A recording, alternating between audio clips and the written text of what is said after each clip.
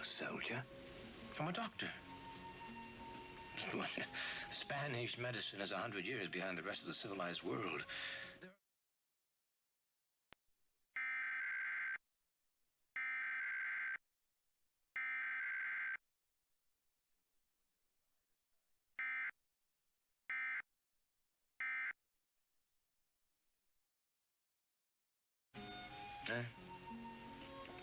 I ran into your mum and dad in Sydney. Your dad has been tapped for a chair in marine biology at the University of Belfast. Marvelous. Yes, they'll be moving to Ireland in the spring.